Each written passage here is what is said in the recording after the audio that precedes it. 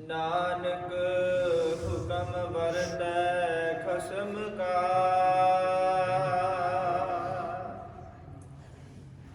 मत भवे फिरहै जल चित।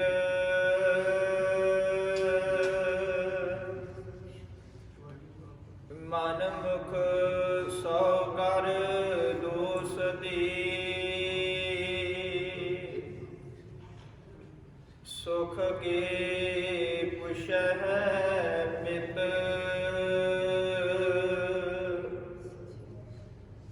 नानक हुक्म बरतै खसम का।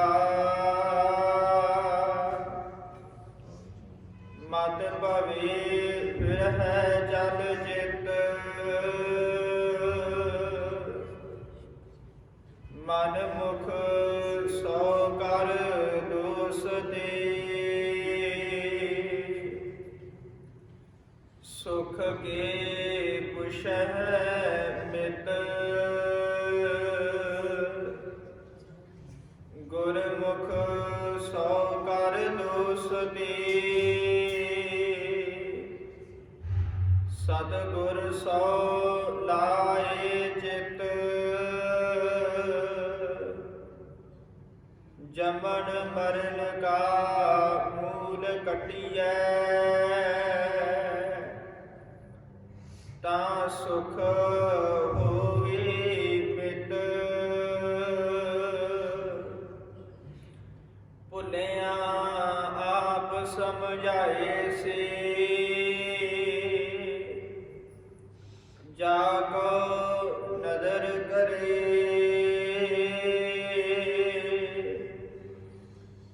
नानक नदरे बाहरे। करन पलाह करे। भुलिया आप समझाए से।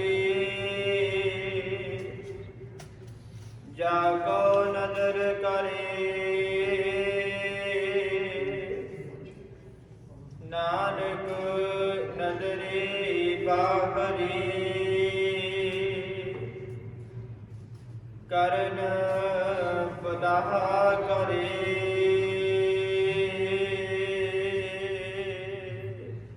वाहिगुरु जी का खालसा वाहिगुरु जी की फतेह। जुग जुग अटल। निवाड़िया के बाढ़ सतगुरु। निताड़िया के तान। निउटिया की ऊट सतगुरु धन धन।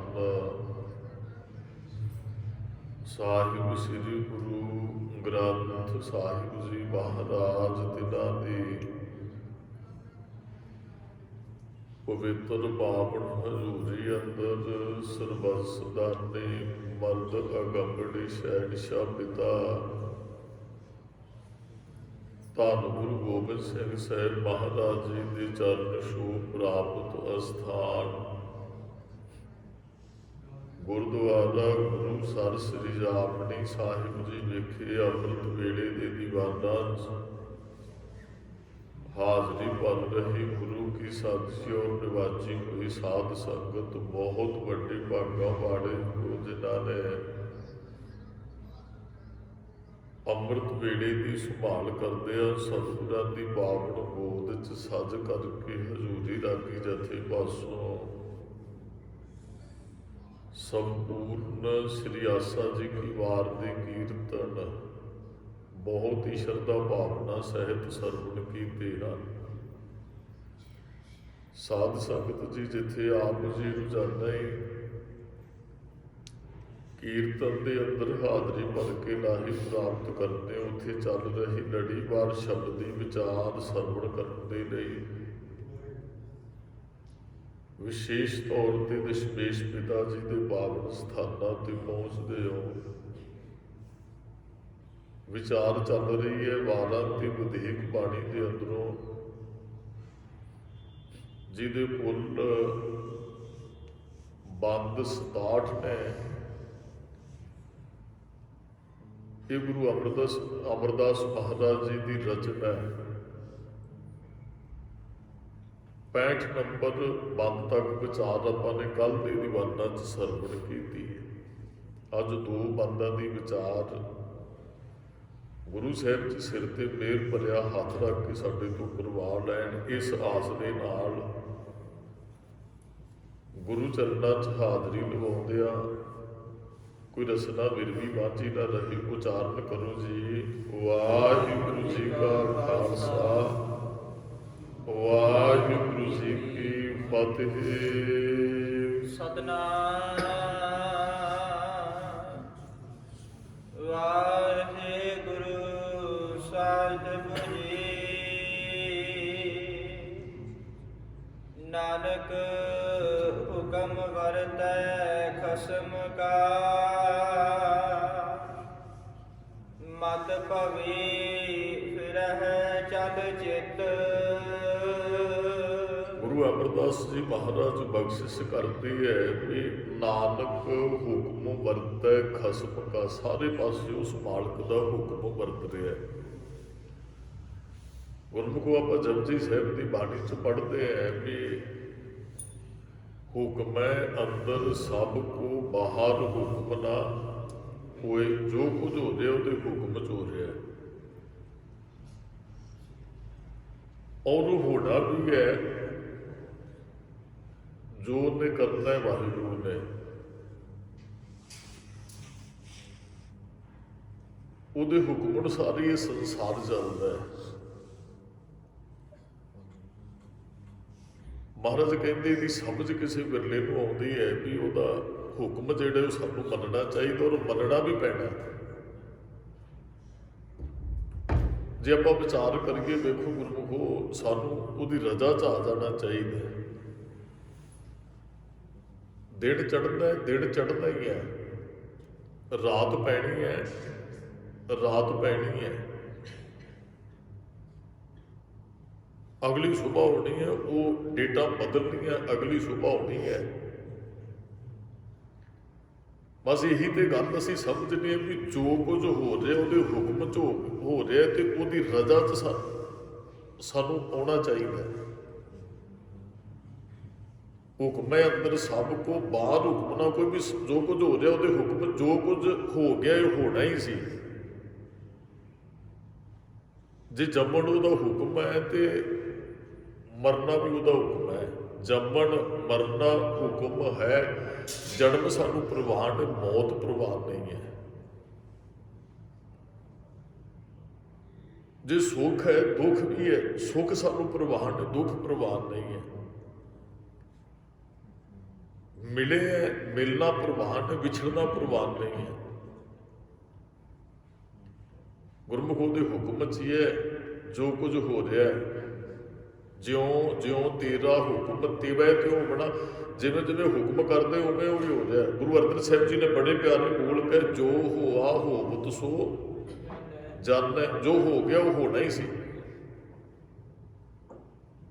ਹੁਕਮ ਸਾਨੂੰ ਫਿਰ ਵੀ ਮੰਨਣਾ ਪੈਣਾ, ਉਹਦੀ ਰਜ਼ਾ 'ਚ ਹੀ ਰਹਿਣਾ ਪੈਣਾ। ਪਰ ਰਜ਼ਾ 'ਚ ਆ ਜਾਈਏ, ਹੁਕਮ ਰਜਾਈ ਜੋ ਚੱਲੇ ਸੋ ਪਵੈ ਖਜ਼ਾਨਾ। ਹੁਕਮ ਰਜ਼ਾ 'ਚ ਚੱਲਣ ਵਾਲਾ ਉਹਦਾ ਇੱਕ ਦਿਨ ਭਲਾਪ ਹਾਸਲ ਕਰਦੇ ਰਹਿਣਾ, ਫਿਰ ਵੀ ਰਜ਼ਾ 'ਚ ਪੈਣਾ। ਜੇ ਕੋਈ ਕਹਿੰਦਾ ਜੀ ਮੈਨੂੰ ਇਹ ਗੱਲ ਰੱਬ ਦੀ ਪ੍ਰਵਾਨ ਨਹੀਂ ਹੈ। ਸਾਗਰ ਦੇ ਅੰਦਰ ਮੱਛੀ ਰਹਿੰਦੀ, ਮੱਛੀ ਕਵੇ ਮੈਨੂੰ ਸਾਗਰ ਪ੍ਰਵਾਨ ਨਹੀਂ, ਮੱਛੀ ਦੇ ਕਹਿਣ ਨਾਲ ਕੁਝ ਨਹੀਂ ਹੋਣਾ, ਸਾਗਰ 'ਚ ਉਹਨੂੰ ਰਹਿਣਾ ਹੀ ਪੈਣਾ। ਮੱਛੀ ਸਾਗਰ ਤੋਂ ਬਾਹਰ ਨਿਕਲ ਕੇ ਕਲੋਲਾ ਨਹੀਂ ਕਰ ਸਕਦੀ ਹੈ। ਸਾਨੂੰ ਉਹਦੀ ਰਜ਼ਾ 'ਚ ਆ ਜਾਣਾ ਚਾਹੀਦਾ। ਨਾਨਕ ਹੁਕਮ ਵਰਤੈ ਖਸਮ ਕਾ, ਇਹਦੀ ਸਮਝ ਸਾਨੂੰ ਆ ਜਾਣੀ ਚਾਹੀਦੀ ਹੈ, ਸੋਝੀ ਆ ਜਾਣੀ ਚਾਹੀਦੀ ਹੈ। ਜੋ ਹੁਕਮ ਜੋ ਹੋ ਰਿਹਾ ਹੋਣਾ ਹੀ ਸੀ, ਜੋ ਹੋ ਰਿਹਾ ਹੋਏਗਾ, ਔਰ ਮੈਨੂੰ ਉਹਦੀ ਰਜ਼ਾ 'ਚ ਆ ਜਾਣਾ ਚਾਹੀਦਾ। ਜੋ ਹੋਆ ਹੋਵਤ ਸੋ ਜਾਣੈ, ਪ੍ਰਭ ਆਪਣੇ ਕਾ ਹੁਕਮ ਪਛਾਣੈ। ਪ੍ਰਭੂ ਆਪਣੇ ਦੇ ਹੁਕਮ ਦੀ ਪਛਾਣ ਕਰਨੀ ਚਾਹੀਦੀ। ਅਸਲ ਦੇ ਅੰਦਰ ਗੁਰਮੁਖੋ ਅਸੀਂ ਸੁਖੀ ਵੀ ਉਦੋਂ ਹੀ ਹੋਣਾ ਹੈ ਜਿੱਦਣ ਸਾਨੂੰ ਰੱਬ ਦੀ ਰਜ਼ਾ 'ਚ ਰਹਿਣਾ ਆ ਗਿਆ। ਜੇ ਰੱਬ ਦੀ ਰਜ਼ਾ 'ਚ ਨਹੀਂ ਹੈ ਤੇ ਫਿਰ ਮਾਫ ਕਰਨਾ। ਮਹਾਰਾਜ ਨੇ ਅੱਗੇ ਬਚਨ ਕਹੇ, ਮਤ ਭਵੀ ਫਿਰੈ ਚਲ ਚਿਤ। ਉਹ ਚੰਚਲ ਮਤ ਵਾਲਾ ਫਿਰ ਭੌਂਦਾ ਫਿਰਦਾ ਸੰਸਾਰ ਦੇ ਅੰਦਰ, ਫਿਰ ਤੇ ਜੰਮਣ ਮਰਨ ਗੇੜੀ ਹੈ। ਹੁਕਮ ਮੰਨਣਾ ਬਹੁਤ ਔਖਾ ਹੈ, ਪਰ ਹੁਕਮ ਸਾਨੂੰ ਮੰਨਣਾ ਚਾਹੀਦਾ ਹੈ। ਹੁਕਮ 'ਚ ਹੀ ਉਹਦੇ 'ਚ ਰਹਿਣਾ ਚਾਹੀਦਾ ਹੈ। ਸਾਰਾ ਕੁਝ ਉਹਦੇ ਹੁਕਮ 'ਚ ਹੀ ਹੋ ਰਿਹਾ। ਮਹਾਰਾਜ ਨੇ ਹੁਣੇ ਆਸਾ ਕੀ ਵਾਰ 'ਚ ਕਿਹਾ ਨਾ, ਭੈ ਵਿੱਚ ਪਵਨ ਵਹਿ ਸਾਧੂ ਆਓ, ਭੈ ਵਿੱਚ ਚੱਲੇ ਲੱਖ ਦਰਿਆਓ, ਭੈ ਵਿੱਚ ਸੂਰਜ, ਭੈ ਵਿੱਚ ਚੰਦ, ਕੋ ਕਰੋੜੀ ਚਲਤ ਨਾ ਅੰਤ। ਸਾਰਾ ਕੁਝ ਉਹਦਾ ਹੁਕਮ ਹੈ ਨਾ। ਦਿਨ ਚੜ੍ਹੇ ਛਾਪ ਹੋਣੀ ਹੈ, ਉਹਨੇ ਸਿਸਟਮ ਹੀ ਇਹੋ ਜਿਹਾ ਬਣਾਇਆ, ਉਹ ਸ੍ਰਿਸ਼ਟੀ ਨੂੰ ਚਲਾ ਰਿਹਾ ਤੇ ਸ਼ਾਮ ਸਾਨੂੰ ਪ੍ਰਵਾਨ ਕਰ ਲੈਣੀ ਚਾਹੀਦੀ ਹੈ। ਜੇ ਨਹੀਂ ਵੀ ਪ੍ਰਵਾਨ ਕਰਾਂਗੇ ਤੇ ਸ਼ਾਮ ਤੇ ਫਿਰ ਵੀ ਹੋਣੀ ਹੈ। ਜੇ ਸਾਨੂੰ ਖੁਸ਼ੀ ਪਸੰਦ ਹੈ ਤੇ ਜੇ ਕਿਤੇ ਉਹ ਵੈਸੇ ਤੇ ਮਹਾਰਾਜ ਨੇ ਉਹਨੂੰ ਦੁੱਖ ਨੂੰ ਵੀ ਦਾਰੂ ਕਿਹਾ। ਦੁੱਖ ਮਨੁੱਖ ਨੂੰ ਉਦੋਂ ਆਉਂਦਾ ਜਦੋਂ ਹੁਕਮ ਤੋਂ ਬਾਗੀ ਹੁੰਦਾ ਹੈ। ਦੁੱਖ ਇਹਨੂੰ ਮਹਿਸੂਸ ਉਦੋਂ ਹੁੰਦਾ ਜਦੋਂ ਰਜ਼ਾ ਤੋਂ ਆਕੀ ਹੋ ਜਾਂਦਾ ਹੈ। ਜੇ ਰਜ਼ਾ 'ਚ, ਜਿਹੜੇ ਰਜ਼ਾ 'ਚ ਨੇ ਉਹਨਾਂ ਵਾਸਤੇ ਦੁੱਖ ਵੀ ਕੋਈ ਨਹੀਂ। ਜਦੋਂ ਦੁੱਖ ਉਹ ਮਹਿਸੂਸ ਕਰਦੇ ਜਿਹੜੇ ਉਹਦੀ ਰਜ਼ਾ ਨੂੰ ਮੰਨਣਾ ਹੀ ਨਹੀਂ ਚਾਹੁੰਦੇ ਜਾਂ ਉਹਦੇ ਹੁਕਮ ਨੂੰ ਪ੍ਰਵਾਨ ਹੀ ਨਹੀਂ ਕਰਦੇ, ਦੁਖੀ ਹੁੰਦੇ ਹੈ। ਤੇ ਦੁਖੀ ਮਨੁੱਖ ਕਦੋਂ ਹੁੰਦਾ ਹੈ? ਜਦੋਂ ਖਸਮ ਵਸਾਰ ਕੀਏ ਰਸ ਭੋਗ ਵਾਲੀ ਬਿਰਤੀ ਧਾਰਨ ਕਰਦਾ ਹੈ, ਰੱਬ ਨੂੰ ਭੁੱਲ ਕੇ ਆਪਣੀ ਮਨਮਰਜ਼ੀ ਕਰਦਾ ਹੈ। ਮਹਾਰਾਜ ਨੇ ਕਿਹਾ ਨਾ, ਮਤ ਭਵੀ, ਮਤ ਭੌਂਗੀ ਬੰਦੇ ਦੀ, ਹੁਕਮ ਤੋਂ ਬਾਗੀ ਹੋ ਗਿਆ। ਫਿਰ ਇਹ ਚੱਲ ਚਿੱਤ, ਫਿਰ ਚੰਚਲ ਚਿੱਤ ਲੈ ਕੇ ਇੱਧਰ ਉੱਧਰ ਘੁੰਮਦਾ ਫਿਰਦਾ। ਰਜ਼ਾ 'ਚ ਆਉਣਾ ਚਾਹੀਦਾ। ਸਾਡੇ ਗੁਰੂ ਸਾਹਿਬਾਨਾਂ ਦਾ ਪ੍ਰੈਕਟੀਕਲ ਜੀਵਨ ਹੈ। ਉਹਨਾਂ ਨੇ ਵਾਹਿਗੁਰੂ ਦੇ ਹੁਕਮ ਨੂੰ ਸਿਰ ਮੱਥੇ ਤੇ ਪ੍ਰਵਾਨ ਕੀਤੇ, ਦਿਨੇ ਵੀ ਰਾਤ ਵੀ। ਉਹ ਰੱਬ ਦੀ ਰਜ਼ਾ 'ਚ ਸਨ ਵੀ ਰੱਬ ਜੋ ਕੁਝ ਕਰ ਰਿਹਾ, ਉਹਨੇ ਸ੍ਰਿਸ਼ਟੀ ਨੂੰ ਪੈਦਾ ਕੀਤਾ, ਉਹਦਾ ਹੁਕਮ ਵਰਤ ਰਿਹਾ ਔਰ ਉਹ ਹੁਕਮ ਵਰਤਣਾ ਹੀ ਹੈ। ਦਾਸ ਨੇ ਅੱਗੇ ਵੀ ਸ਼ਾਇਦ ਬੇਨਤੀ ਕੀਤੀ ਵੀ ਜਿੱਦਣ ਗੰਗੂ ਪਹਿਲੇ ਦਿਨ ਗੁਰੂ ਗੋਬਿੰਦ ਸਿੰਘ ਸਾਹਿਬ ਦੇ ਚਰਨਾਂ 'ਚ ਆਉਂਦਾ ਤੇ ਮਹਾਰਾਜ ਨੇ ਨੰਦ ਲਾਲ ਸਿੰਘ ਨੂੰ ਕਿਹਾ ਸੀ ਵੀ ਇਹਨੇ ਇੱਕ ਭਾਣਾ ਵਰਤਾਉਣਾ ਇੱਕ ਦਿਨ। ਉਹ ਤੇ ਅੰਤਰਜਾਮੀ ਸਨ, ਰੱਬ ਸਭ ਕੁਝ ਪਤਾ ਸੀ। ਤੇ ਭਾਈ ਨੰਦ ਲਾਲ ਸਿੰਘ ਜੀ ਕਹਿੰਦੇ ਸਨ, ਮਹਾਰਾਜ ਇਹੋ ਜਿਹੀ ਬਿਰਤੀ ਵਾਲੇ ਨੂੰ ਗੁਰੂ ਘਰ ਨਹੀਂ ਰੱਖਣਾ ਚਾਹੀਦਾ। ਮਹਾਰਾਜ ਜੀ ਨੂੰ ਇੱਥੋਂ ਧੱਕੇ ਮਾਰ ਕੇ ਮਾਤਾ ਗੁਜਰ ਕੌਰ ਨੂੰ ਕਹਿੰਦੇ ਜੀ ਬਾਹਰ ਕੱਢ ਦਿਓ, ਤੁਹਾਡੇ ਆਉਣ ਵਾਲੇ ਪੋਤਰਿਆਂ ਨੂੰ ਇਹਨੇ ਪਕੜਾ ਦੇਣਾ, ਇਹਨੇ ਖਤਮ ਕਰਵਾ ਦੇਣਾ। ਤੇ ਮਹਾਰਾਜ ਨੇ ਉਸ ਸਮੇਂ ਬਚਨ ਕਹੇ ਸਨ, ਨੰਦ ਲਾਲ ਅੱਜ ਵੀ ਅਸੀਂ ਰੱਬ ਦੀ ਰਜ਼ਾ 'ਚ ਰਾਜ਼ੀ ਹਾਂ, ਜੇ ਕੱਲ੍ਹ ਨੂੰ ਇਹ ਭਾਣਾ ਵਾਪਰੇਗਾ ਫਿਰ ਵੀ ਅਸੀਂ ਰੱਬ ਦੀ ਰਜ਼ਾ 'ਚ ਰਾਜ਼ੀ ਹੋਵਾਂਗੇ। ਜੋ ਲਿਖਿਆ ਸੋ ਵਰਤਦਾ, ਜੋ ਰੱਬ ਨੇ ਲਿਖ ਦਿੱਤਾ ਹੋਣਾ ਉਹਦੇ ਕੀਤੇ ਨਾਲ ਅਸੀਂ ਬਿਲਕੁਲ ਸਹਿਮਤ ਹਾਂ। ਸਹਿਮਤ ਹੋ ਜਾਣਾ ਚਾਹੀਦਾ, ਕਿਉਂਕਿ ਅਸੀਂ ਬਦਲ ਤੇ ਉਹਨੂੰ ਸਕਦੇ ਹੀ ਨਹੀਂ ਹੈ। ਰੱਬ ਕੀ ਰਜ਼ਾਏ ਲਿਖਿਆ ਪਾਏ, ਰੱਬ ਦੀ ਰਜ਼ਾ 'ਚ ਆ ਜਾਣਾ। ਜੋ ਨੇ ਲਿਖਿਆ ਉਹ ਸਾਨੂੰ ਕਰਨਾ ਪੈਣਾ ਹੈ। ਅਸੀਂ ਆਪਣੀ ਮਰਜ਼ੀ ਨਾਲ ਕੁਝ ਨਹੀਂ ਬਦਲ ਸਕਦੇ। ਜੋ ਵਾਹਿਗੁਰੂ ਨੇ ਕਰਨਾ ਹੈ ਉਹਦਾ ਹੁਕਮ ਹੈ, ਸਾਨੂੰ ਖਿੜੇ ਮੱਥੇ ਪ੍ਰਵਾਨ ਕਰਨਾ ਚਾਹੀਦਾ। ਮਹਾਰਾਜ ਨੇ ਇਹੀ ਤੇ ਬਚਨ ਕਿ ਅੱਜ ਵੀ ਦਇਆ ਸਿਆ, ਅੱਜ ਵੀ ਨੰਦ ਲਾਲ ਸਿੰਘ ਰੱਬ ਦੀ ਰਜ਼ਾ 'ਚ ਮੈਂ ਰਾਜ਼ੀ ਹਾਂ, ਤੇ ਜਿਸ ਦਿਨ ਕੁਝ ਹੋਏਗਾ ਉਦਣ ਵੀ ਇਸੇ ਤਰ੍ਹਾਂ ਹੀ ਰੱਬ ਦੀ ਰਜ਼ਾ 'ਚ ਰਾਜ਼ੀ ਹੋਵਾਂਗਾ। ਤੇ ਦਇਆ ਸਿੰਘ ਦੇ ਸਾਹਮਣੇ ਮਹਾਰਾਜ ਨੇ ਕਿਹਾ ਸੀ, ਕਹਿਣ ਲੱਗੇ ਦਇਆ ਸਿਆ ਜੋ ਕੁਝ ਹੋ ਗਿਆ ਇਹਦਾ ਹੁਕਮ ਸੀ, ਅਸੀਂ ਖੁਸ਼ ਹਾਂ, ਅਸੀਂ ਆਨੰਦ 'ਚ ਹਾਂ। ਸਾਨੂੰ ਆਪਣੇ ਬੱਚਿਆਂ ਦੇ ਜਾਣ ਦਾ ਕੋਈ ਦੁੱਖ ਨਹੀਂ, ਇਹੀ ਤੇ ਰਜ਼ਾ ਹੈ। ਅਸੀਂ ਜਨਮ ਪ੍ਰਵਾਨ ਕਰ ਲਿਆ, ਮੌਤ ਪ੍ਰਵਾਨ ਨਹੀਂ ਹੈ। ਸਾਨੂੰ ਖੁਸ਼ ਸਦਾ ਆਨੰਦ 'ਚ ਰਹਿਣਾ ਚਾਹੁੰਦੇ ਆ। ਕਿਤੇ ਦੁੱਖ ਆ ਜਾਂਦਾ, ਰੱਬ ਦੁੱਖ ਦਿੰਦਾ ਹੀ ਨਹੀਂ ਕਿਸੇ ਨੂੰ। ਦੁੱਖ ਵੀ ਤਾਂ ਆਉਂਦੇ ਜਦੋਂ ਰੱਬ ਦੀ ਰਜ਼ਾ ਤੋਂ ਅਸੀਂ ਬਾਗੀ ਹੋ ਜਾਂਦੇ ਹਾਂ। ਜਦੋਂ ਆਪ ਉਧਰਿਆ ਜੀਵਨ ਜਿਉਣੇ ਆ, ਦੁੱਖਾਂ ਦਾ ਸਾਹਮਣਾ ਉਦੋਂ ਕਰਨਾ ਪੈਂਦਾ। ਜੇ ਟ੍ਰੈਫਿਕ ਨਿਯਮਾਂ 'ਚ ਕੋਈ ਚੱਲਦਾ, ਕੋਈ ਪ੍ਰੋਬਲਮ ਨਹੀਂ ਆਉਂਦੀ ਹੈ, ਭਾਵੇਂ ਉਹ 5000 ਕਿਲੋਮੀਟਰ ਦਾ ਸਫ਼ਰ ਤੈਅ ਕਰਕੇ ਵਾਪਸ ਮੁੜੇ, ਜੇ ਉਹ ਨਿਯਮ 'ਚ ਨਹੀਂ ਹੈ, ਇੱਥੋਂ ਫਿਰੋਜ਼ਪੁਰ ਗਿਆ ਵੀ ਜਾਂ ਕਿਸੇ ਨੂੰ ਮਾਰੇਗਾ ਜਾਂ ਕਿਸੇ 'ਚ ਮਰੇਗਾ, ਕਿਉਂਕਿ ਆਪ ਉਧਰਾ ਚੱਲ ਰਿਹਾ, ਆਪਣੀ ਮਰਜ਼ੀ ਅਨੁਸਾਰ ਚੱਲ ਰਿਹਾ। ਜੇ ਰੱਬੀ ਨਿਯਮ 'ਚ ਜੀਵਨ ਨੂੰ ਚਲਾਵਾਂਗੇ ਕੋਈ ਦੁੱਖ ਨਹੀਂ ਹੈ। ਜਦੋਂ ਹੁਕਮ ਤੋਂ ਨਿਯਮਾਂ ਤੋਂ ਲਾਂਭੇ ਹੋ ਗਏ, ਧਰਮ ਤੋਂ ਆਗੀ ਹੋ ਗਏ, ਫਿਰ ਤੇ ਗੁਰਮੁਖ ਦੁੱਖ ਹੀ ਦੁੱਖ ਹੈ। ਫਿਰ ਜੀਵਨ 'ਚ ਆਨੰਦ, ਕੋਈ ਖੁਸ਼ੀ, ਕੋਈ ਖੇੜਾ ਨਹੀਂ ਰਹਿਣ ਵਾਲਾ। ਮਹਾਰਾਜ ਕਹਿੰਦੇ ਉਹਦੇ ਹੁਕਮ ਨੂੰ ਪ੍ਰਵਾਨ ਕਰ। 10 ਪਾਤਸ਼ਾਹੀਆਂ ਨੇ ਉਹ ਵਾਹਿਗੁਰੂ ਦੇ ਹੁਕਮ ਨੂੰ ਸਿਰ ਮੱਥੇ ਖਿੜੇ ਮੱਥੇ ਪ੍ਰਵਾਨ ਕੀਤੇ। ਸਾਡੇ ਕੋਲ ਤੇ ਤਾਕਤ ਹੀ ਕੋਈ ਨਹੀਂ ਨਾ ਅਸੀਂ ਕੁਝ ਬਦਲ ਸਕੀਏ। ਸਤਿਗੁਰੂ ਬਦਲ ਵੀ ਸਕਦੇ ਸਨ। ਭੱਟ ਸਾਹਿਬਾਨਾਂ ਨੇ ਰੱਬ ਕਿਹਾ, ਮਹਾਰਾਜ ਆਪਣੇ ਪੁੱਤ ਬਚਾ ਸਕਦੇ ਸਨ, ਮਹਾਰਾਜ ਨੇ ਸਾਨੂੰ ਇਹ ਪ੍ਰੈਕਟੀਕਲ ਜੀਵਨ ਦਿੱਤਾ ਵੀ ਨਾ ਭਾਈ ਇਸ ਤਰ੍ਹਾਂ ਹੋ ਸਕਦਾ ਹੈ। ਮਹਾਰਾਜ ਨਿੱਕੇ ਜਿਹੇ ਗੁਰੂ ਗੋਬਿੰਦ ਸਿੰਘ ਸਾਹਿਬ ਉਹਨਾਂ ਦਾ ਪ੍ਰਕਾਸ਼ ਦਿਹਾੜਾ ਆ ਰਿਹਾ। ਕੁਝ ਕੁ ਬੇਨਤੀਆਂ ਕੁਝ ਦਿਨ ਆਪਾਂ ਗੁਰੂ ਗੋਬਿੰਦ ਸਿੰਘ ਸਾਹਿਬ ਦੇ ਜੀਵਨ 'ਚ ਸਾਂਝੀਆਂ ਕਰਾਂਗੇ। ਉਹ ਰੱਬ ਦੀ ਰਜ਼ਾ 'ਚ ਨੇ। ਨਿੱਕੇ ਜਿਹੇ ਸਾਨੂੰ ਬਾਪ ਤੋਰਿਆ, ਸਾਨੂੰ ਇਹੀ ਸਿਖਾਇਆ ਵੀ ਭਾਈ ਹੋ ਸਕਦਾ ਸਿੱਖਾ ਨਿੱਕਾ ਜਿਹਾ ਹੋਵੇ, ਤੇਰਾ ਬਾਪ ਤੇਰਾ ਸਾਥ ਛੱਡ ਜੇ, ਐਵੇਂ ਡਰੀ ਟੋਲੀ ਘਬਰਾਈ ਨਾ, ਤੂੰ ਤੇ ਹਿੰਦੁਸਤਾਨ ਨੂੰ ਪਲਟ ਕੇ ਰੱਖ ਸਕਦਾ। ਮਹਾਰਾਜ ਨੇ ਪਲਟ ਕੇ ਵਿਖਾਇਆ। ਇਹ ਮਿਲਣਾ ਵਿਛੜਨਾ ਉਹਦਾ ਹੁਕਮ ਹੈ। ਜਿੱਦਣ ਪੁੱਤ ਸਾਨੂੰ ਬਾਪ ਤੋਰਿਆ, ਸਾਨੂੰ ਇਹ ਪ੍ਰੈਕਟੀਕਲ ਜੀਵਨ ਵੀ ਹੋ ਸਕਦਾ ਤੁਹਾਡੇ ਨਾਲ ਵੀ ਐ। ਜਿੱਦਣ ਬਾਪ ਬਣੋਗੇ ਤੇ ਧੀਆਂ ਪੁੱਤਰ ਹੋਣ, ਉਹ ਛੱਡ ਕੇ ਜਾ ਸਕਦੇ ਨੇ ਤੁਹਾਡੇ ਤੋਂ ਪਹਿਲਾਂ। ਤੁਹਾਨੂੰ ਰੱਬ ਦੀ ਰਜ਼ਾ 'ਚ ਹੀ ਰਾਜ਼ੀ ਰਹਿਣਾ। ਅਨੰਦਪੁਰ ਸਾਹਿਬ ਕਿਸੇ ਸਮੇਂ ਗੁਰੂ ਤੇਗ ਬਹਾਦਰ ਸਾਹਿਬ ਨੇ ਵਸਾਇਆ। ਮਹਾਰਾਜ ਇੱਕ ਮਿੰਟ 'ਚ ਛੱਡ ਜਾਂਦੇ ਆ। ਉਹਦੇ ਹੁਕਮ ਨੂੰ ਸਿਰ ਮੱਥੇ, ਜਿਵੇਂ ਉਹਦਾ ਹੁਕਮ ਹੈ, ਜੋ ਅੱਗੇ ਵਾਹਿਗੁਰੂ ਕਰੇਗਾ ਉਸ ਤਰ੍ਹਾਂ ਹੀ ਹੋਣਾ ਹੈ। ਅਸੀਂ ਉਹਦੇ ਹੁਕਮ ਨੂੰ ਨਹੀਂ ਮੰਨਦੇ। ਅਸੀਂ ਬਾਗੀ ਹਾਂ, ਆਕੀ ਹਾਂ। ਦੁੱਖਾਂ ਦਾ ਕਾਰਨ ਹੀ ਇਹ ਹੈ। ਤੇ ਮਹਾਰਾਜ ਕਹਿੰਦੇ ਫਿਰ ਦੁੱਖ ਆਉਂਦੇ ਹੈ, ਹੁਕਮ ਹੈ ਅੰਦਰ ਸਭ ਕੋਈ ਬਾਹਰ ਹੁਕਮ ਨਾ ਕੋਈ ਵਾਲੀ। ਜਦੋਂ ਇਹ ਬਾਤ ਕੋਈ ਸਮਝਦਾ ਹੀ ਨਹੀਂ ਹੈ ਤੇ ਫਿਰ ਮਹਾਰਾਜ ਨੂੰ ਇਹਨਾਂ ਨੂੰ ਸਿੱਧੇ ਰਸਤੇ ਤੇ ਲਿਆਉਣ ਲਈ ਫਿਰ ਦੁੱਖ ਦੇਣੇ ਪੈਂਦੇ ਹੈ। ਦੁੱਖ ਦਾਰੂ ਸੁੱਖ ਰੋਗ ਪਿਆ, ਉਦੋਂ ਦੁੱਖ ਉਹ ਦਾਰੂ ਬਣਾਉਣਾ ਚਾਹੁੰਦਾ ਜਦੋਂ ਸਾਡੇ ਸੁੱਖ ਰੋਗ ਬਣ ਜਾਂਦੇ ਹੈ। ਖਸਮ ਵਸਾਰ ਕੀਏ ਰਸ ਭੋਗ, ਤਾਂ ਤਨ ਉੱਠ ਖਲੋਏ ਰੋਗ। ਰੱਬ ਨੂੰ ਭੁੱਲ ਕੇ ਅਭੀ ਭੋਗਾਂ 'ਚ ਪੈ ਗਏ ਰੋਗ। ਫਿਰ ਮਹਾਰਾਜ ਇੱਕ ਦਵਾਈ ਦਿੰਦੇ, ਉਹ ਦੁੱਖ ਰੂਪੀ ਹੈ।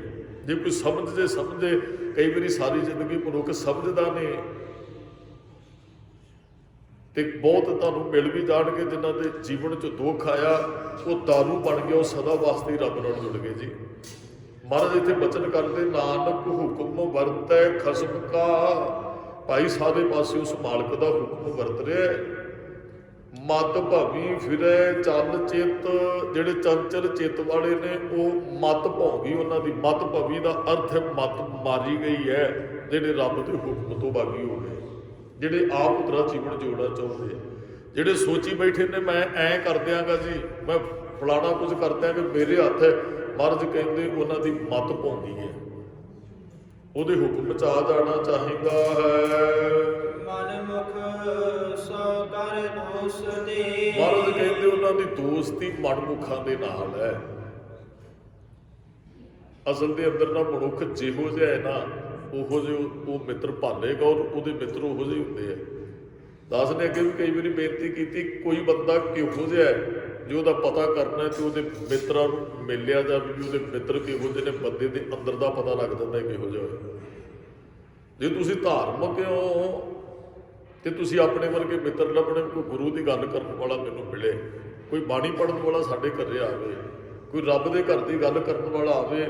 ਕਿਸੇ ਨੇ ਯਾਤਰਾ ਤੇ ਜਾਣਾ ਤੇ ਜਿਹਨੇ ਬਾਣੀ ਪੜ੍ਹਦਾ ਜਾਣਾ, ਉਹ ਕਹਿੰਦਾ ਵੀ 4 ਸਰੀਰ ਨਾਲ ਉਹੋ ਜਿਹੇ ਹੋਣੇ ਚਾਹੀਦੇ ਜਿਹੜੇ ਮੈਨੂੰ ਡਿਸਟਰਬ ਨਾ ਕਰਨ। 2 ਰਾਤਾਂ ਹਜ਼ੂਰ ਸਾਹਿਬ ਜਾਂਦਿਆਂ ਲੱਗ ਜਾਣੀਆਂ, ਮੈਂ 8-10 ਸੁਖਮਨੀ ਸਾਹਿਬ ਦੇ ਪਾਠ ਕਰ ਸਕਦਾ ਇੰਨੇ ਕੁ ਸਮੇਂ ਦੇ ਅੰਦਰ।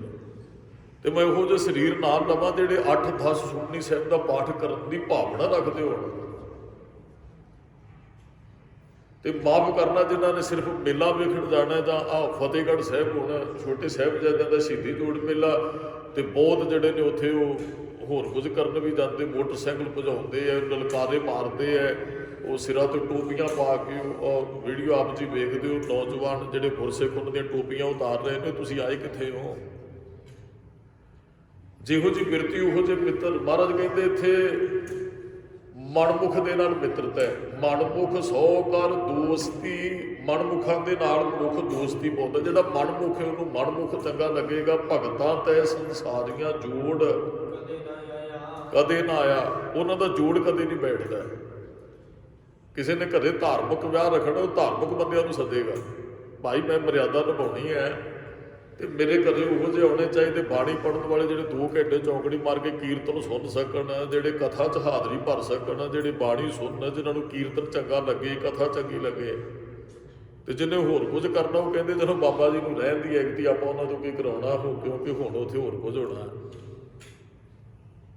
ਤਨ ਤੇ ਹੈ ਵੀ ਅਸੀਂ ਕਿਹੋ ਜਿਹੇ ਹੈ, ਫਿਰ ਉਹੋ ਜਿਹੇ ਸਾਡੇ ਮਿੱਤਰ ਹੋਣਗੇ। ਆਪ ਜੀ ਨਾਲ ਬਹੁਤੀ ਸੰਗਤ ਨਹੀਂ ਸੀ ਪਹਿਲਾਂ ਬੈਠਦੀ ਹੁੰਦੀ। ਭਾਈ ਮਹਿੰਦਰ ਸਿੰਘ ਜੀ ਇੱਥੇ ਕਥਾ ਕਰਦੇ ਹੁੰਦੇ ਸਨ ਤੇ ਅਰਦਾਸ 'ਚ ਇੱਕ ਅੱਧਾ ਸਰੀਰ ਤੇ ਥੋੜੇ ਜਿਹੇ ਸਰੀਰ ਜੁੜੇ ਤੇ ਥੋੜੇ ਜਿਹਾ ਸਰੀਰਾਂ ਦੇ ਨਾਲ ਹੋਰਨਾਂ ਨੂੰ ਵੀ ਜੋੜਿਆ। ਭਾਈ ਆਓ ਅਸੀਂ ਚੱਲਦੇ, ਤੁਸੀਂ ਵੀ ਚੱਲੋ। ਉਹਨਾਂ ਨੇ ਗੁਰਮੁਖ ਨੂੰ ਮਿੱਤਰ ਬਣਾਇਆ। ਗੁਰਮੁਖ ਮਨਮੁਖ ਦੇ ਨਾਲ ਵੀ ਦੋਸਤੀ ਰੱਖੇ ਨਾ, ਮਨਮੁਖ ਨੂੰ ਵੀ ਮਿੱਤਰ ਬਣਾ ਲੈਂਦਾ ਹੈ। ਦੋਸਤੀ ਚੰਗੇ ਬੰਦੇ ਨਾਲ ਸਾਨੂੰ, ਜੇ ਅਸੀਂ ਚੰਗੇ ਨਹੀਂ ਹੈ, ਚੰਗੇ ਬੰਦੇ ਕੋਲ ਸਾਨੂੰ ਬੈਠਣਾ ਜ਼ਰੂਰ ਚਾਹੀਦਾ। ਵੈਸੇ ਤੇ ਉਹ ਚੰਗਾ ਬੰਦਾ ਬੁਰੇ ਬੰਦੇ ਨੂੰ ਚੰਗਾ ਨਹੀਂ ਲੱਗਦਾ। ਮਹਾਰਾਜ ਨੇ ਰੋਜ਼ ਕਿਹਾ, ਸਹੀ ਪਿਆਰੇ ਮੇਲ ਜਿੰਨਾ ਮਿਲਿਆ ਤੇਰਾ ਨਾਮ, ਚੇਤਾਵਨ ਕਾ ਸਦਕਾ। ਵੀ ਗੁਰੂ ਸਾਹਿਬ ਜੀ ਅਰਦਾਸ ਕਰਕੇ ਚੱਲੇ, ਅੱਜ ਨਾ ਚੰਗਿਆਂ ਦਾ ਹੀ ਮੇਲ ਕਰਿਓ, ਜਿਨ੍ਹਾਂ ਦੇ ਮਿਲਣ ਕਰਕੇ ਤੂੰ ਚੇਤੇ ਆ ਜਾਏ, ਉਹਨਾਂ ਨਾਲ ਹੀ ਮਿਲਾਈ, ਦੂਸਰਿਆਂ ਨਾਲ ਮਿਲਾਈ ਵੀ ਨਾ। ਨਾਨਕ ਕਚੜਿਆਂ ਸਿਓ ਤੋੜ, ਢੂੰਡ ਸੱਜਣ ਸੰਤ ਪੱਕਿਆਂ, ਕੱਚਿਆਂ ਪਿੱਲਿਆਂ ਨੂੰ ਤੋੜਦਾ, ਪੱਕੇ ਸੱਜਣ ਸੰਤ ਨੂੰ ਲੱਭ। ਓਏ ਜਵੰਦੇ ਵਿਛੜੇ, ਓਏ ਮੋਇਆ ਨਾ ਜਾਹੀ। ਜੋ ਹਰ ਕਥਾ ਸੁਣਾਵੇ, ਸੋ ਭਾਈ ਸੋ ਮੇਰਾ, ਉਹੀ ਮੇਰਾ ਭਰਾ, ਉਹੀ ਮੇਰਾ ਵੀਰ, ਉਹ ਮੇਰਾ ਮਿੱਤਰ ਹੈ ਜਿਹੜਾ ਰੱਬ ਦੀ ਕਥਾ ਸੁਣਾਉਂਦਾ, ਰੱਬ ਦੇ ਘਰ ਦੀ ਗੱਲ ਕਰਦਾ ਹੈ। ਮਹਾਰਾਜ ਕਹਿੰਦੇ ਆ ਸਾਨੂੰ ਗੁਰਮੁਖ ਨਾਲ ਦੋਸਤੀ ਹੋਣੀ ਚਾਹੀਦੀ ਹੈ। ਵੈਸੇ ਸਭ ਤੋਂ ਵਧੀਆ ਦੋਸਤ ਤੇ ਗੁਰੂ ਗ੍ਰੰਥ ਸਾਹਿਬ ਹੈ। ਦੁਨਿਆਵੀ ਤੌਰ ਤੇ ਕਈ ਵਾਰੀ ਇੱਕ ਦੂਜੇ ਨੂੰ ਬੰਦਾ ਧੋਖਾ ਦੇ ਜਾਂਦਾ ਹੈ, ਮਾਫ ਕਰਨਾ, ਕਈ ਧਾਰਮਿਕ ਬਣ ਕੇ ਬਹੁਤ ਧੋਖਾ ਦਿੰਦੇ ਆ। ਕਈ ਵਾਰੀ ਮਨੁੱਖ ਸੋਚ ਜਾਂਦਾ ਨਾ ਭਾਈ ਇਹ ਤੇ ਇਹਦੀ ਦਿੱਖ ਬਹੁਤ ਵਧੀਆ ਤੇ ਚੰਗਾ, ਗੁਰਸਿੱਖ ਬਹੁਤ ਪਿਆਰਾ ਲੱਗਦਾ, ਉਦੋਂ ਪਤਾ ਲੱਗ ਜਦੋਂ ਠੱਗ ਕੇ। ਕਹਿਣ ਦਾ ਭਾਵ ਹੈ ਅੰਦਰੋਂ ਜਿਹੜੇ ਜੁੜੇ ਨੇ ਉਹਨਾਂ ਦੀ ਸੰਗਤ ਸਾਨੂੰ ਕਰਨੀ ਚਾਹੀਦੀ ਹੈ। ਰੋਜ਼ ਅਸੀਂ ਅਰਦਾਸ ਕਰਕੇ ਵੀ ਜਾਂਦੇ ਹਾਂ, ਮਨਮੁਖ ਸੌ ਕਰ ਦੋਸਤੀ। ਮਨਮੁਖ ਨਾਲ ਮਨਮੁਖ ਬੰਦਾ ਦੋਸਤੀ ਕਰਕੇ ਫਿਰ ਪੁੱਛਦਾ ਹੈ, ਸੁਖ ਕੇ ਪੁੱਛੈ ਮਿਤ। ਮਹਾਰਾਜ ਕਹਿੰਦੇ ਹੁਣ ਉਹ ਮਨਮੁਖ ਪੁੱਛਦਾ ਹੈ ਵੀ ਸੁੱਖ ਕਿਉਂ ਨਹੀਂ ਹੈ, ਜੀਵਨ 'ਚ ਸੁੱਖ ਕਿਉਂ ਨਹੀਂ ਆਏ। ਮਹਾਰਾਜ ਕਹਿੰਦੇ ਦੋਸਤੀ ਮਨਮੁਖ ਨਾਲ ਸੀ। ਕਬੀਰ ਸਾਖਤ ਸੰਗ ਨਾ ਕੀਜੀਏ, ਦੂਰ ਰਹਿ ਜਾਈਏ ਭਾਗ ਬਾਸਣ ਕਾਰੂ ਪਰਸੀਏ ਤਉ ਕਛ ਲਾਗੈ। ਦਾਗ ਮਹਾਰਾਜ ਕਹਿੰਦੇ ਭੈੜੇ ਬੰਦੇ ਦੇ ਕੋਲ ਦੀ ਵੀ ਨਹੀਂ ਲੱਗਣਾ ਚਾਹੀਦਾ। ਆ ਪਸ਼ੂ ਹੁੰਦੇ ਨਾ, ਉਹ ਗੋਬਰ 'ਚ ਇੱਕ ਲੇਟਿਆ ਹੋਵੇ ਤੇ 20 ਪਸ਼ੂਆਂ 'ਚ ਉਹਨੇ ਚੱਲਣਾ ਹੋਵੇ ਤੇ 20 ਪਸ਼ੂਆਂ ਨੂੰ ਨਿਬੇੜ ਕੇ ਰੱਖ ਦਿੰਦਾ ਹੈ। ਮਰਜ ਕਹਿੰਦੇ ਹੈ ਬੁਰੇ ਦਾ ਸੰਗ ਕਰਨਾ ਹੀ ਨਹੀਂ ਹੈ, ਉਹ ਤੇ ਦੂਰੇ ਜਾਈਏ ਭਾਗ ਵੇਖ ਕੇ ਭੱਜਦਾ ਵੀ ਇਹ ਭੈੜਾ ਬੰਦਾ ਹੈ, ਇਹਨੇ ਤੇ ਕੁਝ ਬੁਰੀ ਗੱਲ ਕਰਨੀ ਹੈ। ਦੋਸਤੀ ਕਰਨੀ ਅਸੀਂ ਉਸ ਵਾਹਿਗੁਰੂ ਦੀ। ਉਹ ਦੋ ਮਿੱਤਰ ਬਣ ਗਏ, ਇੱਕ ਮਨਮੁਖ ਤੇ ਇੱਕ ਗੁਰਮੁਖ। ਗੁਰੂ ਨਾਨਕ ਸਾਹਿਬ ਦੇ ਜੀਵਨ ਦੀ ਘਟਨਾ, ਘਰੋਂ ਰੋਜ਼ ਇਕੱਠੇ ਨਿਕਲਦੇ, ਇੱਕ ਜਾਂਦਾ ਸ਼ਰਾਬ ਦੇ ਠੇਕੇ ਤੇ ਜਾਂ ਹੋਰ ਉਹਨੇ ਬੁਰਾ ਕੁਝ ਕਰਨਾ ਹੈ, ਇੱਕ ਗੁਰੂ ਨਾਨਕ ਸਾਹਿਬ ਦੇ ਦਰਬਾਰ 'ਚ ਸਿੱਖ ਜਾਂਦਾ ਹੈ। ਰਸਤੇ 'ਚ ਦੋਵੇਂ ਇਕੱਠੇ ਹੋ ਜਾਂਦੇ ਆ। ਉਹ ਜਿਹੜਾ ਗੁਰੂ ਨਾਨਕ ਸਾਹਿਬ ਜੀ ਦੇ ਦਰਸ਼ਨ ਕਰਨ ਜਾਂਦਾ, ਉਹ ਕਹਿੰਦਾ ਭੜਿਆ ਇਸ ਪਾਸੇ ਚੱਲਿਆ ਕਰ। ਉਹ ਕਹਿੰਦਾ ਨਹੀਂ, ਤੇਰਾ ਰਸਤਾ ਹੋਰ ਹੈ, ਮੇਰਾ ਰਸਤਾ ਹੋਰ ਹੈ। ਮਾਫ ਕਰਨਾ ਗੁਰਮੁਖੋ, ਗੁਰਮੁਖ ਬੰਦੇ ਦਾ ਮਨਮੁਖ ਤੇ ਉਹਨਾਂ ਜਲਦੀ ਪ੍ਰਭਾਵ ਨਹੀਂ ਪੈਂਦੇ ਜਿੰਨਾ ਜਲਦੀ ਮਨਮੁਖ ਦਾ ਗੁਰਮੁਖ ਤੇ ਪ੍ਰਭਾਵ ਪੈਂਦਾ ਹੈ। ਹਾਂ, ਜੇ ਕੋਈ ਪੂਰਨ ਤੌਰ ਤੇ ਡੋਲਿਆ, ਉਹ ਭਾਵੇਂ ਸਾਰਾ ਪਿੰਡ ਕਿਉਂ ਨਾ ਨਾਸਤਕ ਹੋਵੇ, ਉਹ ਆਪਣੇ ਆਪ ਨੂੰ ਬਚਾ ਲੈਂਦਾ ਹੈ। ਤੇ ਜੇ ਪੂਰਨ ਤੌਰ ਤੇ ਅਜੇ ਨਹੀਂ ਜੁੜਿਆ, ਹਜੇ ਸਿੱਖ ਰਿਹਾ, ਸਿੱਖਣਾ ਚਾਹੁੰਦੇ, ਫਿਰ ਮਨਮੁਖ ਬੰਦੇ ਦਾ ਉਹਨੂੰ ਸੰਗ ਨਹੀਂ ਕਰਨਾ ਚਾਹੀਦਾ। ਦੂਰੇ ਜਾਈਏ ਭਾਗ ਤਾਂ ਹੀ ਤੇ ਕਿਹਾ ਹੈ ਬਾਬਾ ਜੀ ਨੇ। ਉਹ ਗੁਰਮੁਖ ਨੂੰ ਪ੍ਰੇਰਦਾ ਹੈ ਵੀ ਇਸ ਪਾਸੇ ਨਾ ਜਾਇਆ ਕਰ, ਇਹ ਜੀਵਨ ਵਾਰ-ਵਾਰ ਨਹੀਂ ਮਿਲਣਾ। ਪਰ ਉਹਦੇ ਤੇ ਬਹੁਤਾ ਪ੍ਰਭਾਵ ਨਹੀਂ। 4 ਕੁ ਦਿਨ ਇਕੱਠੇ ਗਏ। ਜਦੋਂ 4 ਕੁ ਦਿਨ ਇਕੱਠੇ ਗਏ ਤੇ ਇੱਕ ਦਿਨ ਉਹ ਜਿਹੜਾ ਮਨਮੁਖ ਸੀ ਨਾ, ਉਹ ਵੇਟ ਕਰਨ ਲੱਗ ਪਿਆ ਵੀ ਚਲੋ ਉਹਨੇ ਵੀ ਵਾਪਸ ਆਉਣਾ, ਉਹਨੂੰ ਨਾਲ ਲੈ ਕੇ ਚੱਲਦੇ ਆ। ਤੇ ਉਹ ਕਿਸੇ ਦਰਖਤ ਦੇ ਥੱਲੇ ਬੈਠ ਜਾਂਦਾ ਹੈ। ਸਾਡੇ ਪੰਜਾਬੀਆਂ ਨੂੰ ਵੈਸੇ ਹੀ ਆਦਤ, ਉਹ ਧਰਤੀ ਖਰੋਚਣ ਲੱਗ ਪੈਂਦੇ ਜਦੋਂ ਕੋਈ ਕੰਮ ਨਾ ਹੋਵੇ, ਫਿਰ ਉਹ ਥੱਲੇ ਧਰਤੀ ਦੇ ਉੱਤੇ ਲੀਕ ਦਾ ਪੈਰ ਨਾਲ ਲੀਕਾ ਮਾਰ।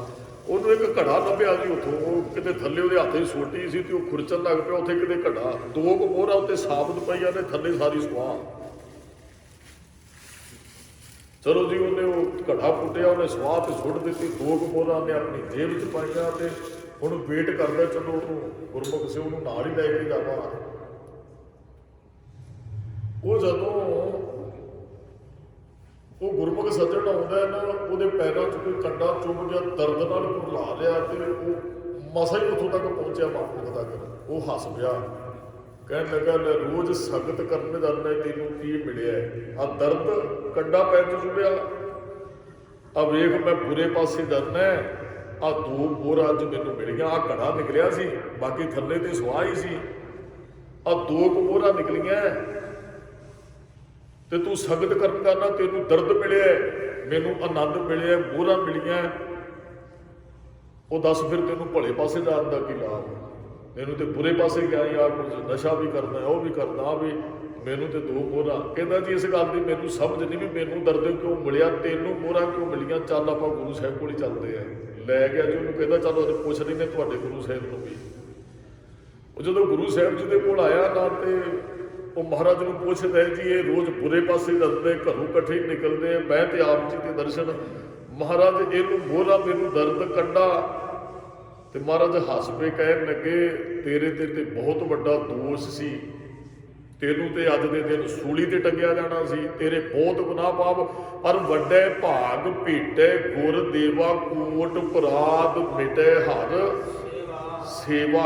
ਕੋਟ ਪਰਾਧ ਜਿਹੜੇ ਤੂੰ ਕੀਤੇ ਸਨ ਮਿਟੇ ਹਰ ਸੇਵਾ। ਰੋਜ਼ ਆਣ ਕੇ ਕਹਿੰਦਾ ਸਨ ਨਾ, ਜਿਉਂ ਭਾਵੇ ਤਿਉਂ ਰਾਖ ਹਰ ਪ੍ਰਭ, ਕੀਤੇ ਗਣੂ ਅਸੰਖ ਅਵਗਣ। ਮਹਾਰਾਜ ਮੇਰੇ ਔਗਣ ਬਖਸ਼ੋ ਬਖਸ਼ੋ। ਮਹਾਰਾਜ ਕਹਿੰਦੇ ਅੱਜ ਤੈਨੂੰ ਸੂਲੀ ਤੇ ਟੰਗਿਆ ਜਾਣਾ ਸੀ, ਇੱਕ ਸੂਲ ਚੁਭਾ ਕੇ ਤੇਰਾ ਲੇਖਾ ਜੋਖਾ ਖਤਮ ਕਰ ਦਿੱਤਾ। ਅੱਜ ਹੁਣ ਆਉਣ ਵਾਲੇ ਜੀਵਨ 'ਚ ਸੁੱਖ, ਤੇ ਉਹ ਦੂਸਰਾ ਮਨਮੁਖ। ਮਹਾਰਾਜ ਕਹਿੰਦੇ ਇਹ ਭਰਿਆ ਘੜਾ ਤੈਨੂੰ ਕਿਸੇ ਸਮੇਂ ਪ੍ਰਾਪਤ ਹੋਣਾ ਸੀ, ਬੁਰੇ ਪਾਸੇ ਨੂੰ ਜਾਣਾ ਹੈ। ਉਹ ਗੁਣਾ ਜਿਹੜੀ ਥੱਲੇ ਸਵਾਹ ਨਾ, ਉਹ ਸੜ ਗਈਆਂ ਮੋਹਰਾਂ ਸਾਰੀਆਂ, 2 ਕੀ ਬਾਕੀ ਨੇ। ਮਹਾਰਾਜ ਕਹਿੰਦੇ ਇੰਨਾ ਤੂੰ ਹੁਣ ਨਸ਼ੇ 'ਚ ਲੱਗ ਚੁੱਕਿਆ, 2 ਕਿਹੜੀਆਂ ਤੇਰੇ ਕੋਲ ਰਹਿਣਗੀਆਂ, ਵੀ ਨਸ਼ੇ 'ਚ ਹੀ ਜਾਣਗੀਆਂ। ਆਉਣ ਵਾਲਾ ਤੇਰਾ ਜੀਵਨ ਬਹੁਤ ਦੁੱਖਾਂ ਭਰਿਆ ਹੋਵੇਗਾ। ਬੁਰੇ ਪਾਸੇ ਜਾਣਾ ਦੁੱਖ ਹੈ। ਗੁਰੂ ਘਰ ਆਉਣਾ, ਗੁਰਮੁਖ ਪਿਆਰੂ ਭਾਗਾ ਤੋਂ ਬਗੈਰ ਆਇਆ ਵੀ ਨਹੀਂ ਜਾਂਦਾ। ਜਿਹੜਾ ਆਉਂਦਾ ਜਬ ਤੇ ਦਰਸ਼ਨ ਭੇਟੇ, ਸਾਧੂ ਭਲੇ ਦਿਨ ਸੋਏ। ਕਹਿੰਦੇ ਭਲੇ ਦਿਨ ਆਉਣੇ ਸ਼ੁਰੂ ਹੋ ਜਾਂਦੇ ਆ, ਬੁਰਾ ਵਕਤ ਦੂਰ ਕਰ ਦਿੰਦੇ, ਕੱਟ ਦਿੰਦੇ ਗੁਰੂ। ਫਿਰ ਤੇ ਜੀਵਨ 'ਚ ਆਨੰਦ ਹੈ, ਖੁਸ਼ੀ ਹੈ, ਖੇਡ ਹੈ, ਪ੍ਰਸੰਨਤਾ ਹੈ।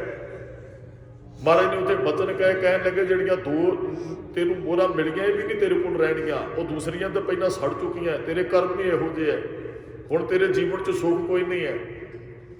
ਤੇ ਇਹ ਗੁਰਮੁਖ ਇਹਨੂੰ ਸੂਲੀ ਤੇ ਟੰਗਣਾ ਸੀ, ਸੰਗਤ ਕਰਨ ਲੱਗ ਪਿਆ।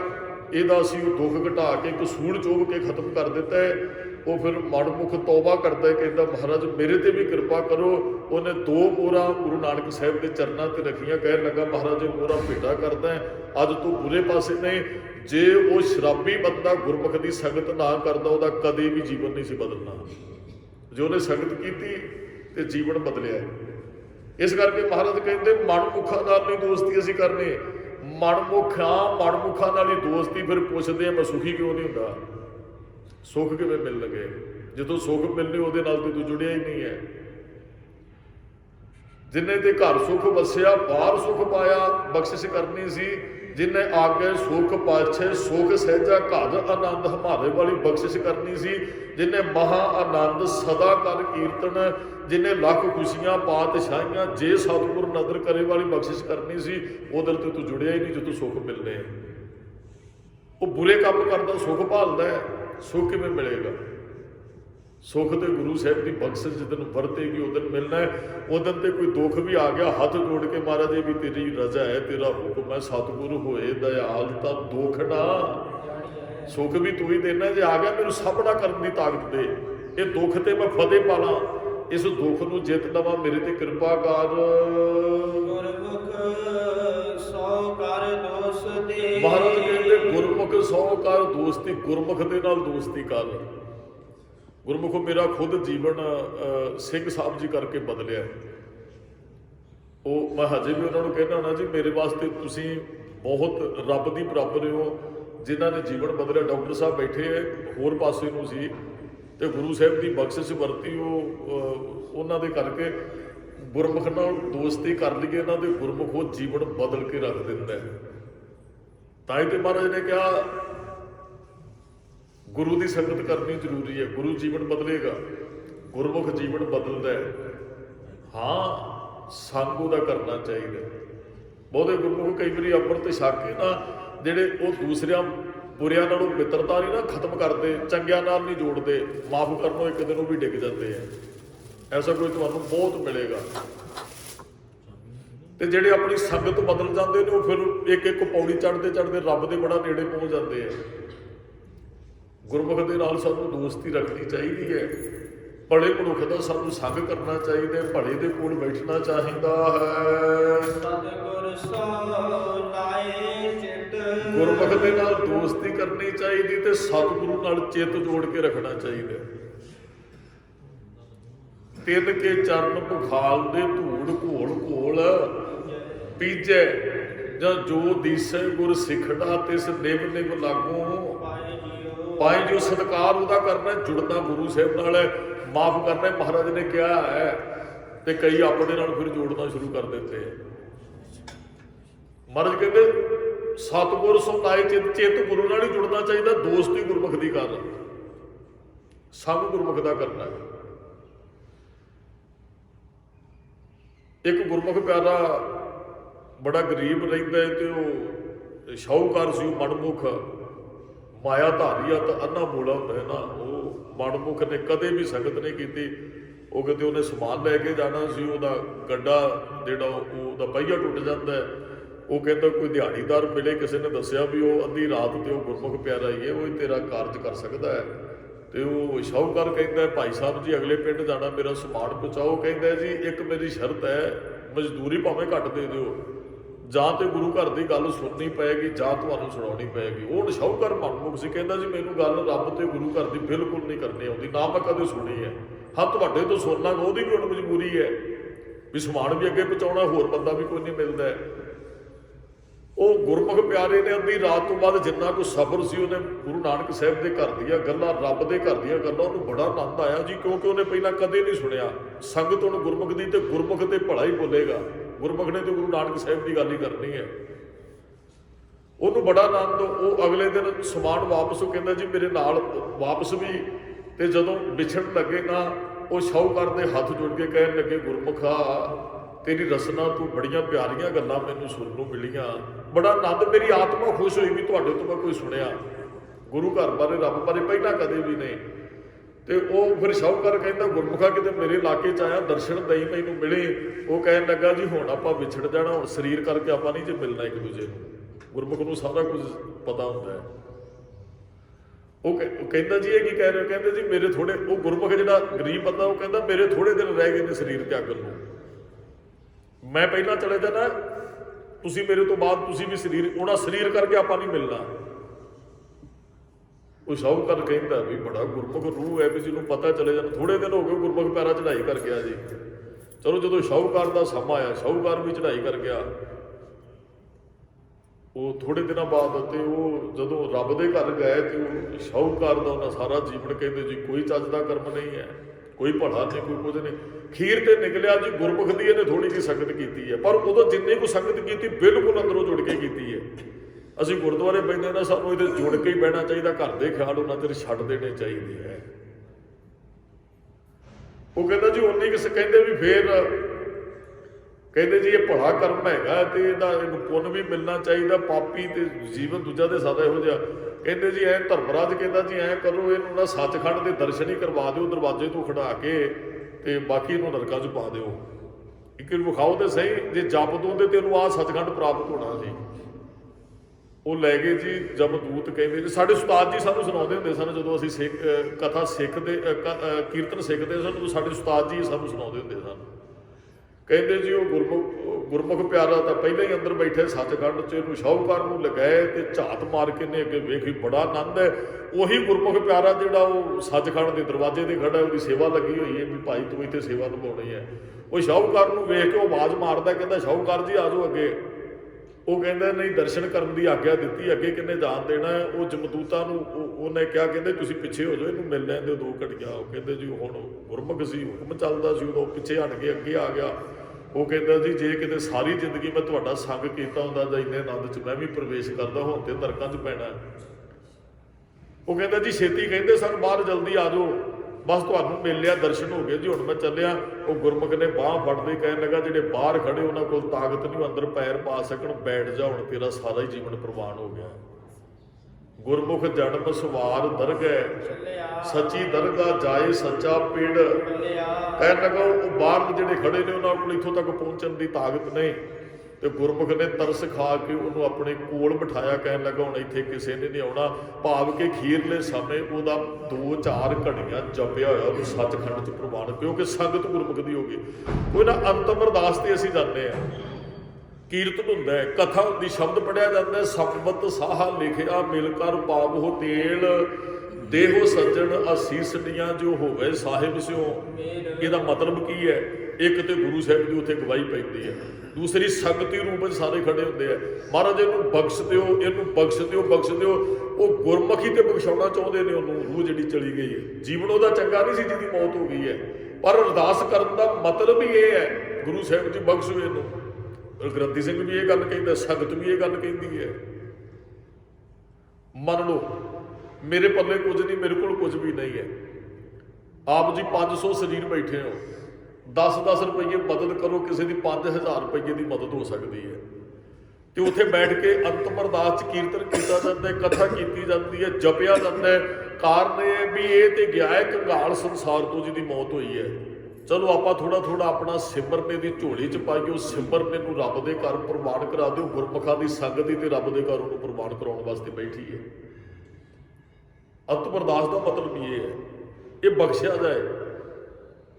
ਸਾਡੇ ਜਪੇ ਦਾ ਪ੍ਰਭਾਵ ਦੂਸਰੇ ਤੇ ਪੈਂਦਾ ਹੈ ਜੀ।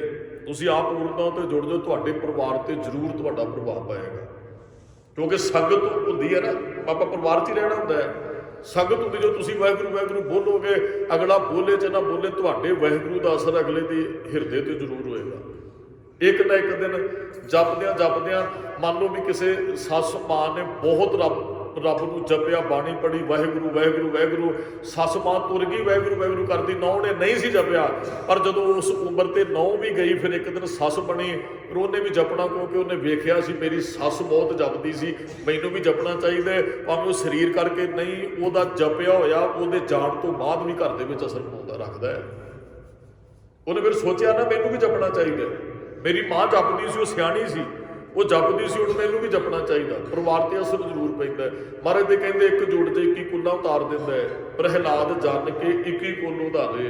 ਅੱਗੇ ਬਖਸ਼ਿਸ਼ ਵਰਤੀ ਹੈ। ਇੱਥੇ ਮਹਾਰਾਜ ਕਹਿੰਦੇ ਗੁਰਮੁਖ ਸੋ ਕਰ ਦੋਸਤੀ, ਸਤਿਗੁਰ ਸੋ ਲਾਏ ਚਿੱਤ।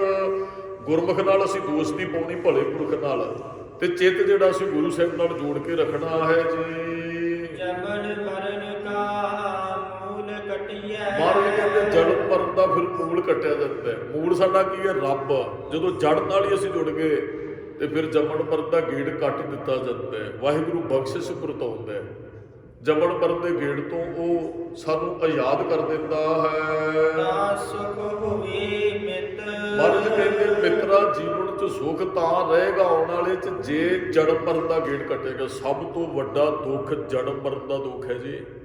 ਜਦੋਂ ਉਹ ਕੱਟਿਆ ਗਿਆ ਤਾਂ ਸੁਖ ਹੋਵੀ ਮਿੱਤ। ਮਿੱਤਰਾ ਉਦਣ ਤੂੰ ਸੁਖੀ ਹੋਣਾ ਹੈ। ਸਭ ਤੋਂ ਵੱਡਾ ਦੁੱਖ ਹੈ ਵੀ ਗਰਭ 'ਚ ਆ ਜਾਣਾ। ਤੇ ਮਹਾਰਾਜ ਕਹਿੰਦੇ ਨੇ ਗੁਰ ਨਾਨਕ ਜਿਨ ਸੁਣਿਆ ਪੇਖਿਆ ਸੇ ਫਿਰ ਗਰਭਾਸ ਨਾ ਪਰਿਆ। ਉਹ ਦੁਬਾਰਾ ਗਰਭ 'ਚ ਨਹੀਂ ਆਏਗਾ, ਜੰਮਣ ਮਰਨ ਦੇ ਗੇੜ 'ਚ ਨਹੀਂ ਪਏਗਾ। ਆ ਹੀ ਸਦੀਵ ਕਾਲ ਵਾਸਤੇ ਸੁਖ ਹੈ ਜਿਹਦਾ ਜੰਮਣ ਮਰਨ ਦਾ ਗੇੜ ਕੱਟ ਦਿੱਤਾ ਜਾਂਦਾ ਹੈ। ਭੁੱਲਿਆ ਆਪ ਸਮਝਾਏ ਸੇ। ਮਹਾਰਾਜ ਨੇ ਸਾਨੂੰ ਭੁੱਲਿਆ ਭਟਕਿਆ ਨੂੰ ਆਪ ਹੀ ਸਮਝਾਉਂਦਾ। ਭੂਲੇ ਮਾਰਗ ਜਿਨੇ ਬਤਾਇਆ, ਭੂਲੇ ਮਾਰਗ ਜਿਨੇ ਬਤਾਇਆ। ਭੂਲੇ ਮਾਰਗ ਜਿਨਹਿ ਬਤਾਇਆ, ਭੂਲੇ ਮਾਰਗ ਜਿਨਹਿ ਬਤਾਇਆ। ਐਸਾ ਗੁਰਵਡ ਭਾਗੀ ਪਾਇਆ, ਐਸਾ ਗੁਰਵਡ ਭਾਗੀ ਪਾਇਆ। ਐਸਾ ਗੁਰਵਡ ਭਾਗੀ ਪਾਇਆ, ਐਸਾ ਗੁਰਵਡ ਭਾਗੀ ਪਾਇਆ। ਰੱਬੀ ਰਸਤੇ ਤੋਂ ਭਟਕਿਆ ਨੂੰ ਉਹ ਰਸਤੇ ਤੇ ਤੋਰ ਦਿੰਦਾ। ਸਾਨੂੰ ਸੱਦਦਾ ਹੈ, ਆਓ ਬੇਟਾ ਮੇਰੇ ਕੋਲ ਆਣ ਕੇ ਬਹੁ, ਆਓ ਮੇਰੀਓ ਬੱਚੀਓ, ਮੇਰੀਓ ਧੀਓ, ਮੇਰੇ ਕੋਲ ਆਣ ਕੇ ਬਹੁ, ਮੈਂ ਤੁਹਾਨੂੰ ਕੁਝ ਕਹਿਣਾ ਚਾਹਣਾ, ਮੈਂ ਚਾਹਣਾ ਤੁਸੀਂ ਸਮਝ ਜਾਣਾ ਕਰੋ। ਜਿਨ੍ਹਾਂ ਨੂੰ ਸਮਝਾਉਣਾ ਚਾਹੁੰਦਾ ਉਹਨਾਂ ਨੂੰ ਕੋਲ ਸੱਦ ਲੈਂਦਾ। ਸਾਡੇ ਘਰੇ ਬਜ਼ੁਰਗ ਬੈਠਾ ਹੋਵੇ, ਉਹਨੂੰ ਪਤਾ ਹੋਵੇ ਨਾ ਵੀ ਥੋੜੇ ਦਿਨ ਹੈ, ਉਹ ਫਿਰ ਕਹਿੰਦਾ ਬੇਟਾ ਆਓ ਮੈਂ ਤੁਹਾਨੂੰ ਕੋਈ ਨਾ ਮੱਤ ਦੀ ਗੱਲ ਦੱਸਦਾ, ਤੁਹਾਨੂੰ ਕੋਈ ਅਕਲ। ਉਹ ਇੱਕ ਨਿੱਕੇ ਜਿਹੇ ਸਕੂਲ 'ਚ ਹੁੰਦੇ ਸਨ, ਨਿੱਕਿਆ ਹੁੰਦਿਆਂ ਇੱਕ ਕਹਾਣੀ ਪੜ੍ਹੀ ਸੀ ਵੀ ਇੱਕ ਬਜ਼ੁਰਗ ਉਹ ਚੜ੍ਹਾਈ ਕਰਨ ਲੱਗਾ, ਆਪਣੇ 4 ਪੁੱਤਰਾਂ ਨੂੰ ਸੱਦਦਾ ਤੇ 4 ਪੁੱਤਰਾਂ ਨੂੰ ਸੱਦ ਕੇ ਕਹਿੰਦਾ ਬੇਟਾ ਇੱਕ ਛੜੀ ਆਪਣੇ ਹੱਥ 'ਚ ਪਕੜੋ। ਉਹਨਾਂ ਨੇ ਪਕੜੀ, ਕਹਿੰਦਾ ਜੀ ਇਹਨੂੰ ਤੋੜ ਦਿਓ ਅੱਧ 'ਚੋਂ। ਉਹਨਾਂ ਨੇ ਗੋਡੇ ਦੇ ਸਹਾਰੇ ਨਾਲ ਇੱਕ ਛੜੀ ਤੋੜ ਕੇ ਪਕੜਾ ਦਿੱਤੀ। ਕਹਿੰਦੇ ਹੁਣ ਬੇਟਾ 4 ਛੜੀਆਂ ਨੂੰ ਇਕੱਠੀਆਂ ਕਰਕੇ ਇਹਨਾਂ ਨੂੰ ਬੰਨ੍ਹ ਦਿਓ। ਉਹਨਾਂ ਨੇ ਬੰਨ੍ਹ ਦਿੱਤਾ। ਕਹਿੰਦਾ ਜੀ ਹੁਣ ਇਹਨਾਂ ਨੂੰ ਤੋੜੋ। ਸਾਰਿਆਂ ਨੇ ਜ਼ੋਰ ਲਾਇਆ ਕਿ ਇੱਕ ਤੋਂ ਟੁੱਟੀ ਨਹੀਂ। ਤੇ ਬਜ਼ੁਰਗ ਦੀ ਸਿੱਖਿਆ ਇਹ ਸੀ ਬੇਟਾ ਜੇ ਇਕੱਲੇ ਹੋਵੋਗੇ ਤੇ ਤੁਸੀਂ ਖਿੰਡਰ ਜਾਣਾ, ਟੁੱਟ ਜਾਣਾ, ਤੁਹਾਨੂੰ ਲੋਕ ਵੀ ਕਮਜ਼ੋਰ ਕਰਨਗੇ, ਤੁਹਾਡੇ 'ਚ ਪਾੜ ਪਾਉਣਗੇ, ਤੁਹਾਡੇ ਘਰੇ ਇਕਤਾ ਨਹੀਂ ਰਹਿਣ ਦੇਣਗੇ, ਫਿਰ ਤੇ ਤੁਸੀਂ ਟੁੱਟ ਜਾਓਗੇ, ਖਤਮ ਹੋ ਜਾਓਗੇ। ਜਿੱਦਣ ਇਕੱਲੇ ਰਹੋਗੇ, ਪੁੱਤਰ 4 ਜਾਣੇ ਹੋ, ਜਦੋਂ ਚਾਰੇ ਇਕੱਠੇ ਹੋ ਕੇ ਚੱਲੋਗੇ ਤੁਹਾਨੂੰ ਕੋਈ ਤੋੜ ਨਹੀਂ ਸਕੇਗਾ, ਭਾਵੇਂ ਜਿੰਨਾ ਮਰਜ਼ੀ ਜ਼ੋਰ ਲਾ ਲੇ। ਭਾਵ ਕਿ ਇਕੱਠ 'ਚ ਹੀ ਬਰਕਤ ਹੈ।